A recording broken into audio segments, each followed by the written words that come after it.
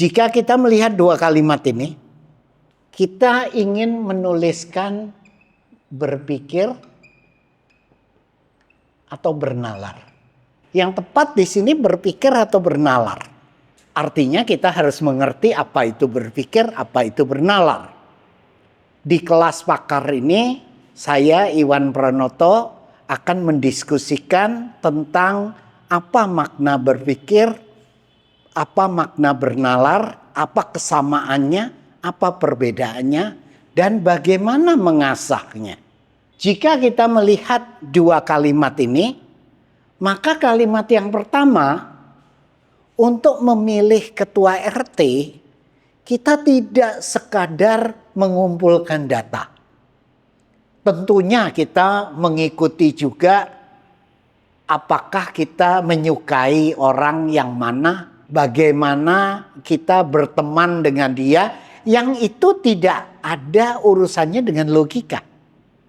Jadi di sini sebetulnya ini lebih pantas kita isi dengan berpikir. Karena berpikir itu sifatnya lebih reaktif, lebih tidak terstruktur. Sedangkan bernalar itu mengikuti kaidah logika. Dan untuk menyangkal pendapat atau untuk membuktikan seorang ahli hukum, untuk membuktikan di pengadilan, dia harus menuliskannya, saya bernalar untuk membuktikan atau untuk menyangkal tuduhan jaksa. Itu yang diharuskan. Jadi persisnya apa sebenarnya? Kita akan mempelajari apa itu berpikir, apa itu bernalar. Seperti di kelas sebelumnya, kita sudah melihat bahwa berpikir itu sebuah kegiatan yang melibatkan tidak saja benak kita tidak sekedar kognitif, tapi ada tabiat, ada watak di sana yang terlibat. Nah, sebaliknya bernalar itu hal khusus dari berpikir.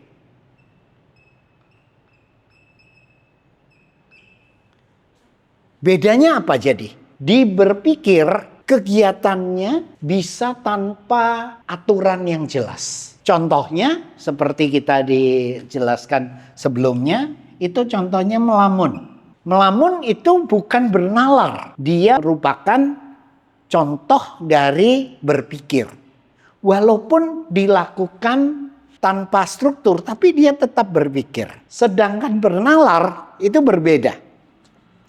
Dalam bahasa Inggris ini yang disebut sebagai thinking. Ini yang disebut sebagai reasoning.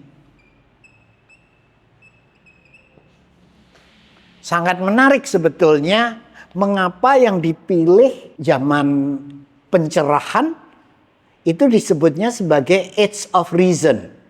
Kenapa bukan age of thinking? Saya tidak tahu jawabnya.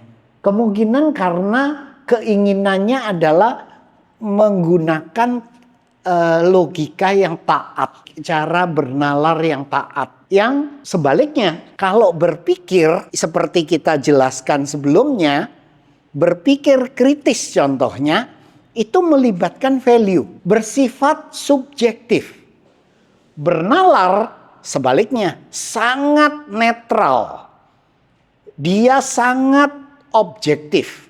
Dia tidak ada urusannya dengan value. Tidak ada urusannya dengan keyakinan seseorang. Tetapi berpikir tergantung pada keyakinan seseorang. Jadi di sana kita harus mengerti bahwa berpikir itu melibatkan yang disebut sebagai disposisi, watak, tabiat. Termasuk salah satunya yang kita pernah singgung sebelumnya, yaitu perangai. Atau ini bahasa Inggrisnya temper. Ini yang kita pernah singgung, yang sering kita sebut sebagai scientific temper atau perangai ilmiah. Nah, berpikir melibatkan ini, sedangkan bernalar tidak. Berpikir masih menggunakan value. Seperti tadi, mengapa anggaran untuk agama lebih besar daripada untuk pendidikan? Itu menjadi sebuah pertanyaan yang menarik karena kita menggunakan value. Kita menggunakan sebuah keyakinan. Di mana letaknya prioritas antara pendidikan, di mana prioritas terhadap agama. Seterusnya, disposisi juga mengandung yang disebut rasa ingin tahu.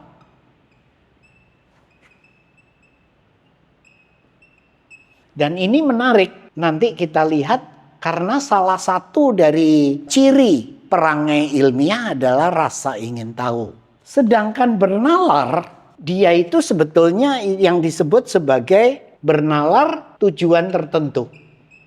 Berpikir belum tentu punya tujuan. Tetapi kalau bernalar, dia memang untuk tujuan tertentu. Dia ketat menggunakan logika. Ketat menggunakan kaidah logika. Sering bernalar itu disebut sebagai kalkulus pembenaran. Misalnya, kalau kita melihat persegi panjang seperti ini, luasnya daerah yang saya arsir dengan luas daerah yang tidak saya arsir, luasnya sama tidak? Seseorang yang berpikir akan menggunakan tidak hanya nalar, di sini tidak menggunakan logikanya. Dia melihat menggunakan intuisinya. Kemungkinan akan mengatakan bahwa yang diarsir lebih besar daripada yang tidak diarsir. Tetapi setelah seseorang bernalar, dia akan tahu sebetulnya sama. Karena kalau dihitung luasnya ini setengah luasnya persegi panjang. Jadi sisanya juga setengahnya. Maka luasnya sama. Tetapi indera kita mungkin menipu. Jadi berpikir mungkin menipu. Mungkin hasilnya bukan sebuah, saya tidak suka menggunakan kata kebenaran karena dalam kehidupan sekarang menjadi relatif ya. Sahih ya. Jadi di sini dua luas ini sahih. Karena argumen saya menggunakan bernalar barusan.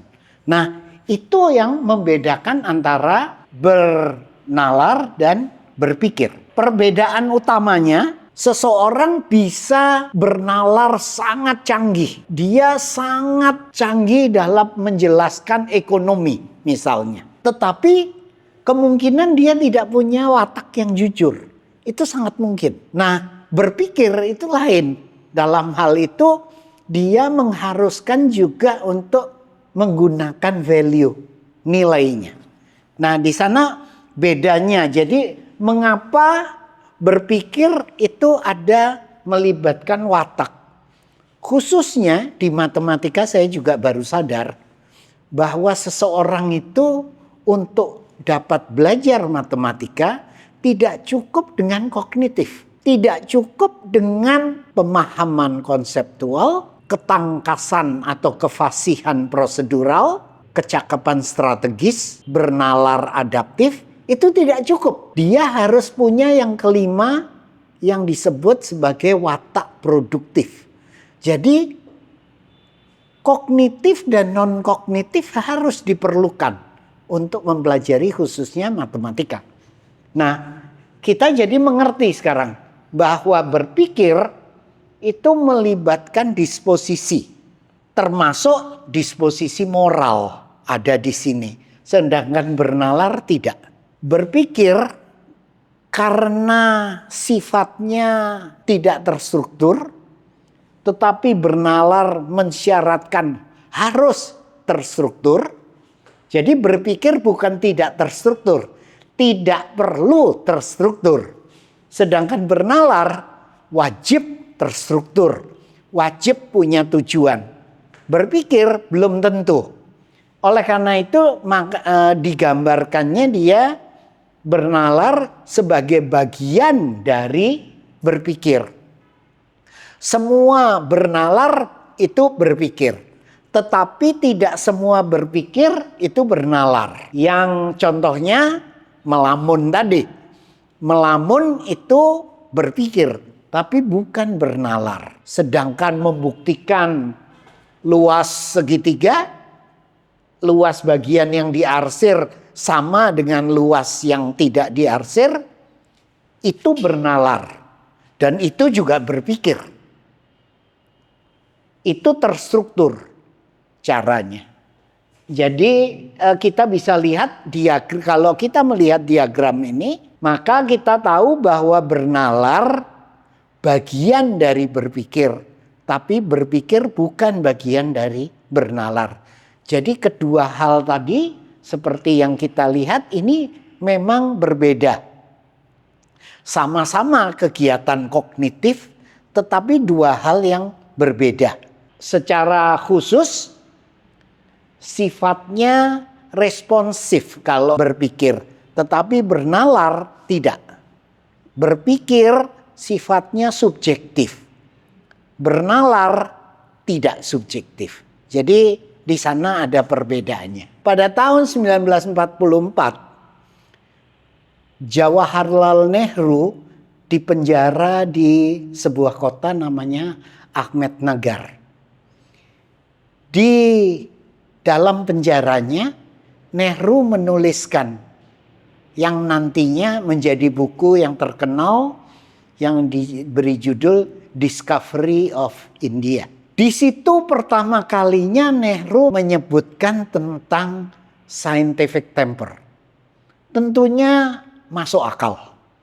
Kalau kita pikir Soekarno dan Nehru dari zaman yang sama, keduanya juga dari intelektual, tapi sangat berbeda mungkin atau ironis karena Nehru undergraduate-nya memang belajar tentang biologi, tetapi pascanya studinya tentang politik. Sedang Soekarno kita tahu dia dari rekayasa. Tapi yang menariknya Nehru yang menggagas yang disebut sebagai scientific temper.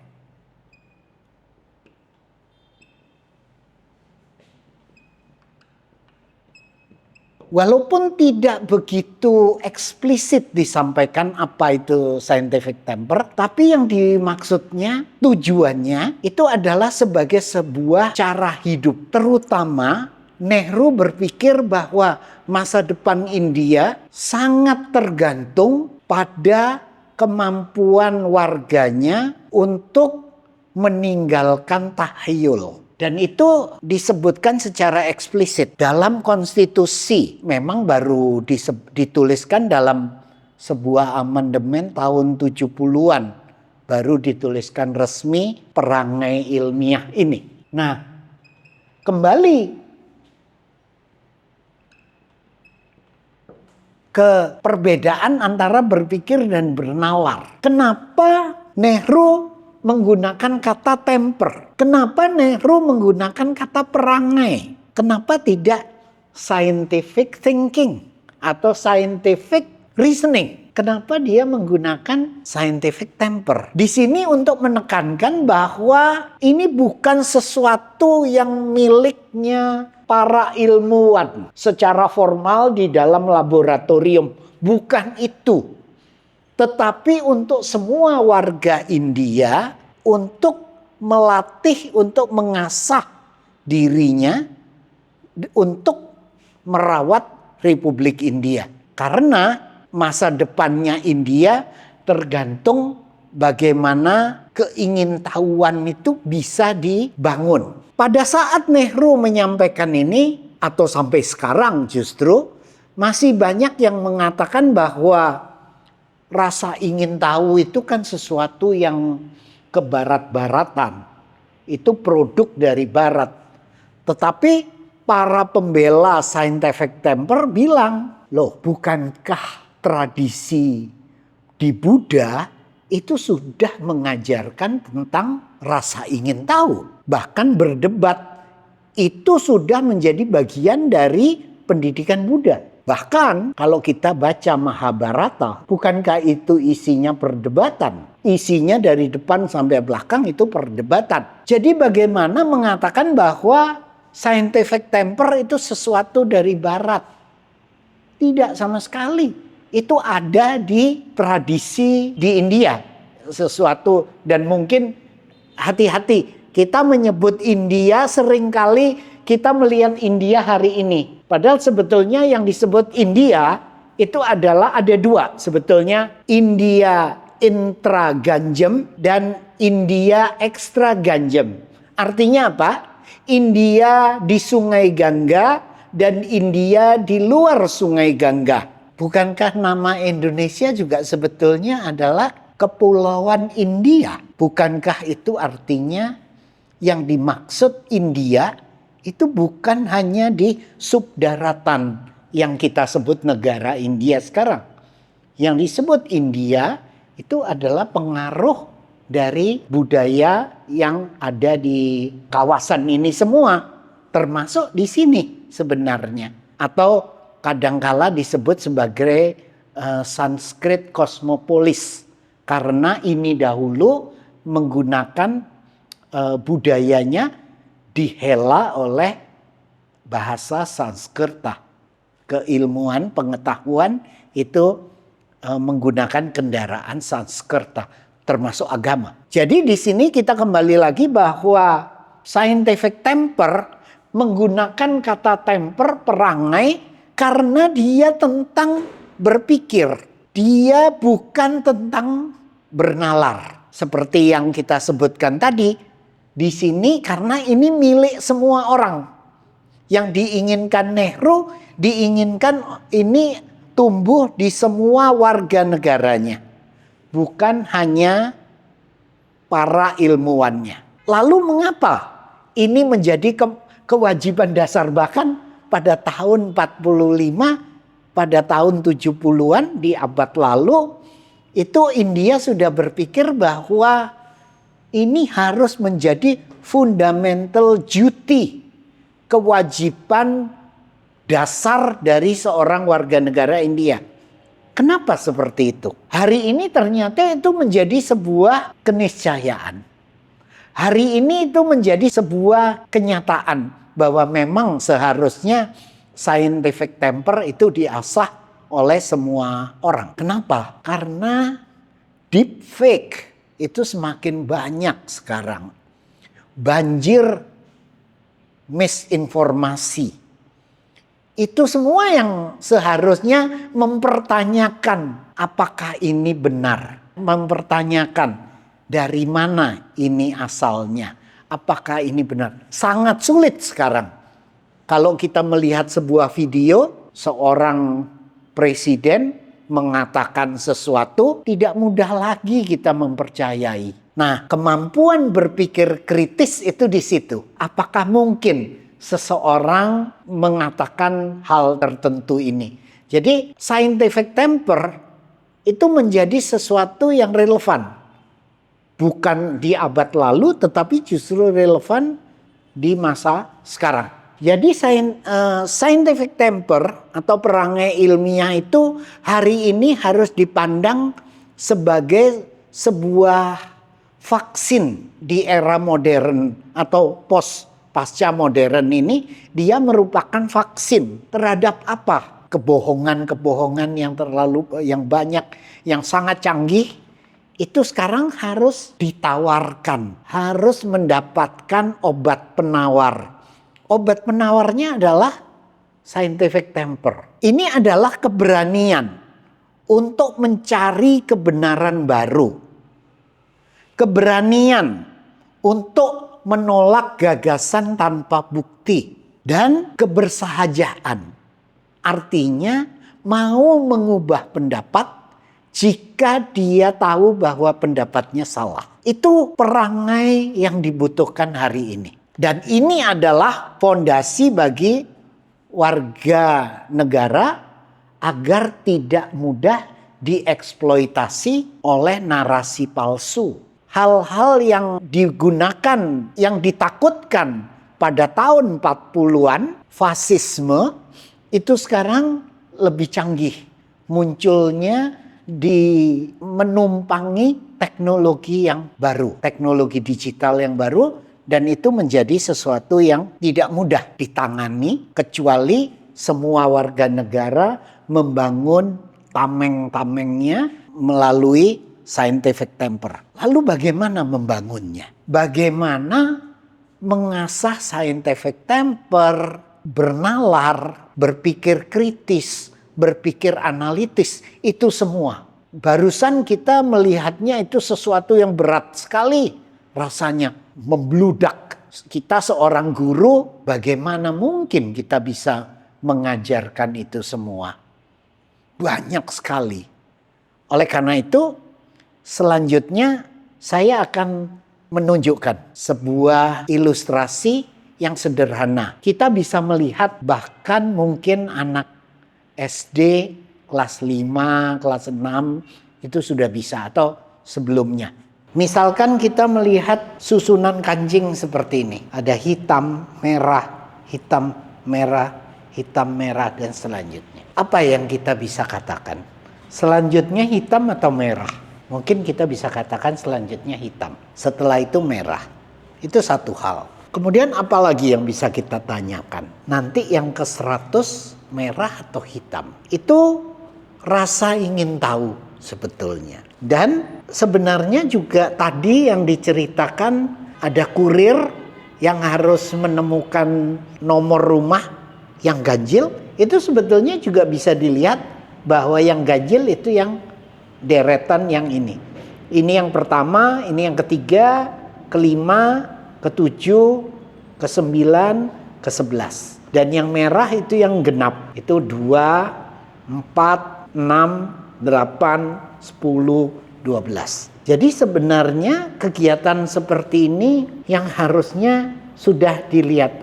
Kurir tadi sebetulnya memiliki pemahaman bahwa deretan rumah yang ini ganjil. Deretan rumah ini genap. Jadi kalau 23 harus mencarinya di barisan yang di sini. Kalau 46 harusnya mencari yang barisan yang di sini. Jadi ini contohnya. Baik, kemudian selanjutnya. Misalkan ada pola seperti ini. Jadi polanya hitam merah-merah, hitam merah-merah, hitam merah-merah, hitam merah-merah. Kalau begitu yang ketiga merah, yang keempat hitam, yang ke-20 nanti merah atau hitam. Pertanyaan seperti ini sebetulnya yang harus dilakukan di SD, bahkan mungkin di kelas 1 di taman kanak-kanak, sebetulnya ini yang harus dilakukan. Jadi pola seperti ini, dan ini bisa dinyanyikan sebetulnya ya. Kalau misalnya yang hitam itu duk, yang merah cek gitu ya. Jadi itu sebetulnya duk cek cek, duk cek cek. Nanti yang ke 100 duk atau cek. Hal seperti itu bisa dilakukan.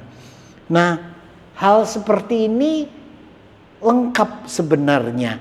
Ada rasa ingin tahu, berpikir analitis, berpikir kritis, tetapi juga bernalar induktif dan bernalar deduktif.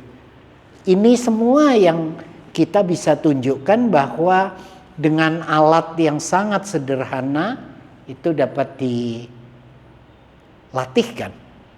Kemampuan yang canggih seperti itu tidak membutuhkan alat yang mahal, tidak butuh waktu kapan, sekarang bisa belajar. Dalam buku merah yang diterbitkan oleh Harvard, dikatakan bahwa kemampuan siswa berlogika itu diasah lewat matematika. Perasaan itu diperhalus oleh buku-buku klasik Yunani dan Latin. Kemudian kemampuan berbicara itu dilatih melalui retorika. Sedangkan cita-citanya, idealnya dipelajari melalui etika Kristen, pada saat itu. Jadi pendidikan umum khususnya matematika bukan tentang kecanggihan teknologi. Pendidikan matematika khususnya harus dikembalikan ke komponen utamanya,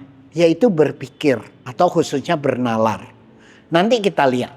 Contohnya di Scientific Temper dikatakan bahwa salah satunya adalah rasa ingin tahu. Spirit of inquiry. Nah, di sini jadi kita mulai coba. Kita coba simulasikan dalam matematika. Misalnya kita ingin tahu berapa angka terakhir dari 2026. 7 pangkat 2026. Ini pertama jadi kita mulai dengan rasa ingin tahu. Jadi mulai dengan mempertanyakan. Kemudian kita menggunakan berpikir analitis kita. Kita tahu bahwa 7 pangkat 2026 susah sekali kalau kita hitung.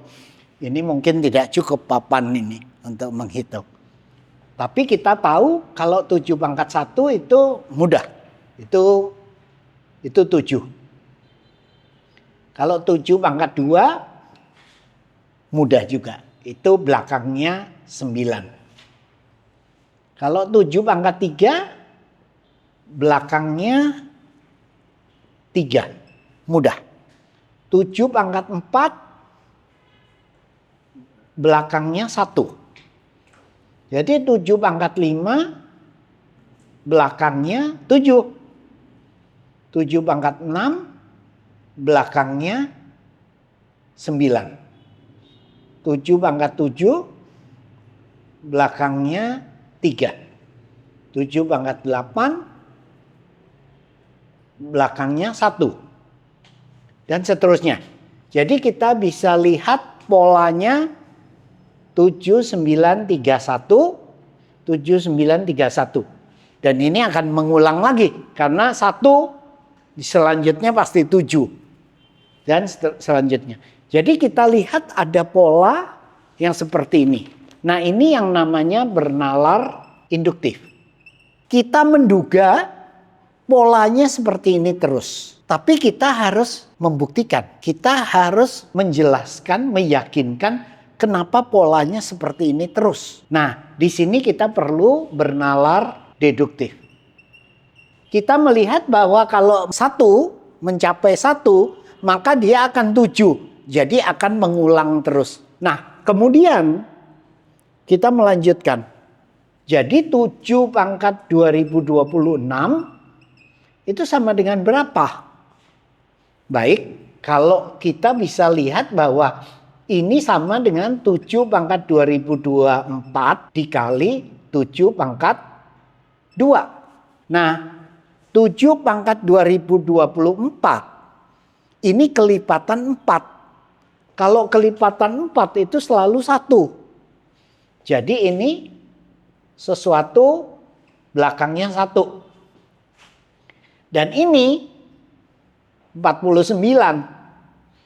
Artinya belakangnya 9. Jadi kita lihat bahwa 7 pangkat 2026 secara deduktif kita sekarang bernalar melalui deduktif kita tahu bahwa angka terakhirnya 9. Selanjutnya apa yang dilakukan? Kita berpikir kritis. Misalnya kita tanya bagaimana kalau 7 pangkat 5733 misalnya. Berapa angka terakhir? Itu yang namanya berpikir kritis. Jadi kita lihat dari sebuah masalah yang sederhana di tangan seorang guru yang berpengalaman, dia seharusnya bisa mengajarkan ini semua. Seorang siswa itu akan mengalami proses berpikir karena juga meningkatkan rasa ingin tahunya, meningkatkan berpikir kritisnya, tetapi juga bernalar. Ini sebuah ilustrasi Mungkin di tingkat sekolah menengah atau di tingkat SD atas itu sudah bisa. Kita sudah menunjukkan bahwa ternyata untuk mengajarkan kecakapan yang canggih, sebetulnya matematikanya sangat sederhana. Tetapi proses berpikir, proses bernalarnya yang benar-benar canggih dan lengkap. Ini yang seharusnya pendidikan Indonesia harusnya menggarap, memilih jalan pendidikan yang hemat. Ini sebetulnya hemat dalam artian tidak perlu modal yang besar. Menurut saya Indonesia mustahil memilih strategi pembangunan pendidikannya yang syarat uang. Karena kita tidak punya uang. Keberlanjutan dari program pendidikan yang seperti itu sangat mustahil. Oleh karena itu, pendidikan frugal seperti ini, irit seperti ini, seharusnya itu yang dikerjakan. Tanpa teknologi yang canggih-canggih, sangat sederhana. Di pulau-pulau yang terpencil, tanpa teknologi yang tersedia, bahkan tanpa listrik, ini bisa dilakukan. Kita harus memikirkan strategi pendidikan di daerah terpencil itu dengan pendidikan yang hemat. Tetapi kelas dunia. Kita tidak mengkompromikan pendidikan murah itu dengan pendidikan seadanya. Pendidikan di pinggiran bukan pendidikan pinggiran. Pendidikan di pinggiran harus tetap kelas dunia. Di tengah keterbatasan dana, tidak mustahil untuk memperbaiki pendidikan kita. Sangat mungkin dengan sederhana sebetulnya membuat dengan video pendek 2 menit mengajarkan seperti ini. Bukan sesuatu yang sulit, bisa disebarkan lewat WhatsApp. Tanpa perlu aplikasi yang mahal, itu bisa disebarkan. Dan di pulau-pulau terpencil bukan saja guru. Tidak perlu guru yang dilatih. Banyak sekolah di luar pulau tidak punya guru. Bagaimana kita melatih guru kalau gurunya saja tidak ada? Jadi kita harus berpikir menyediakan pendidikan bermutu bagi siswa sekaligus guru. Jadi hal seperti ini guru juga akan belajar. Masa depan Republik kita dapat kita jamin kalau setiap warganya mampu, cakap, tangkas, berakal. Dan seperti dikatakan oleh Tan Malaka, tujuan pendidikan, ini saya dengan bahasa sendiri, kira-kira harus mengasah akal, mempertajam akal, menghaluskan perasaan, dan menebalkan tekad. Jadi sebenarnya yang kita lakukan apa benar? Mengasah akal, tentu. Menghaluskan rasa, iya, ada rasa di sini, karena termasuk di sini gigih. Gigih itu termasuk bagian dari rasa, emosi. Tetapi juga menebalkan tekad bahwa saya bisa menyelesaikan masalah yang saya hadapi. Terasanya ini tidak beda banyak dengan apa yang dikatakan oleh Ki Hajar Dewantara dalam Trisuci, yaitu cita, rasa, dan karsa. Walaupun saya pribadi inginnya menyebutnya cita sebetulnya, bukan cita, karena cita itu pemikiran. Bahasa Indonesia hari ini cita dalam cita dan cita. Ini cita itu filosofi dalam Buddha, dan cita itu di kita berbeda. Tetapi kalau cita itu arti aslinya dan dari Sanskerta pemikiran, rasa, dan akal. Hebatnya Ki Hajar Dewantara sebetulnya makanya ada pendidikan kesenian. Pendidikan kesenian itu perlu sekali untuk menghaluskan rasa. Sedangkan pendidikan jasmani dibutuhkan untuk menebalkan tekad. Yang dikatakan oleh Tan Malaka bahwa tujuan pendidikan itu untuk mengasah akal, menghaluskan rasa, dan menebalkan tekad, itu menariknya justru ditulis untuk sekolah syarikat Islam yang ditujukan benar-benar untuk anti kolonial, untuk merombak, melawan sistem pendidikan yang ada, yang diberikan oleh sekolah-sekolah Belanda. Jadi yang diberikan oleh Tan Malaka, walaupun mungkin jarang diungkapkan, itu tidak berbeda tentunya dengan Ki Hajar Dewantara, tetapi ada kesamaannya juga. Saya rasa keduanya diperlukan. Dan saya tutup, sebetulnya ini terkait dengan model manusia seutuhnya. Model manusia seutuhnya yang diberikan oleh Stephen Covey sebetulnya, yaitu badan, akal, hati. Dan ini spiritual, rohani. Rohani ini bukan agama ya, termasuk agama, tapi agama bukan satu-satunya. Apa contohnya di situ yang mungkin tidak disebut dalam tokoh-tokoh pendidikan kita sebelumnya, yaitu meninggalkan warisan, meninggalkan dunia yang lebih baik. Itu disebutkan model manusia seutuhnya di pendidikan modern. Itu melihatnya bahwa di sini, misalnya saya ingin meninggalkan dunia yang lebih baik dengan kelestarian lingkungan. Saya ingin mengawetkan, melestarikan keberagaman hayati. Kenapa? Tidak ada urusan. Di era dahulu itu tidak pernah masalah. Tapi sekarang itu dia ingin meninggalkan warisan. Saya ingin meninggalkan dunia yang lebih baik ketimbang dari pada saat saya ada, lahir.